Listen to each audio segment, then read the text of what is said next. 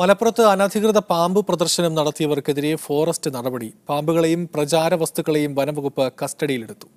പാമ്പുകളുമായി എത്തിയയാൾ രക്ഷപ്പെട്ടു. Karuvarakundu forest station പരിധിയിലെ പട്ടിക്കാട് നിന്നാണ് പാമ്പുകളെ പിടിച്ചെടുത്തത്.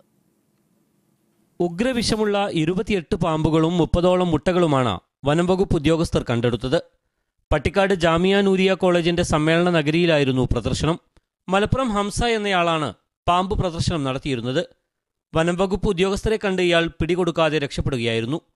13 മൂർക്കൻ, 2 പെരുമ്പാമ്പ്, 1 ചേര, 5 മണ്ണൂലി, 2 അണലി, 3 കാട്ടുപാമ്പ്, 1 വുൾഫ് സ്നേക്ക്, 1 വില്ലൂന്നി, 30ഓളം മുട്ടകൾ എന്നിവയാണ് കണ്ടെടുത്തത്.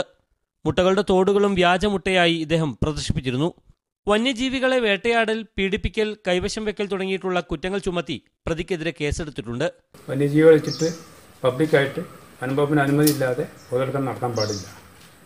അങ്ങനെ അവയർനെസ് ഉണ്ടെങ്കിൽ വനംവകുപ്പ് നടത്തുന്ന ക്ലാസ്സുകളിൽ ലഭിക്കുന്നതാണ്.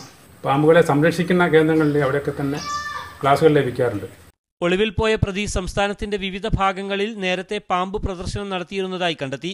തൊണ്ടി വസ്തുക്കളും പാമ്പുകളെയും കോടതിയിൽ ഹാജരാക്കിയതിനു ശേഷം ഉൾക്കാട്ടിൽ അഴിച്ചുവിടുമെന്ന് വനംവകുപ്പ് അധികൃതർ പറഞ്ഞു. മീഡിയ 1 മലപ്പുറം.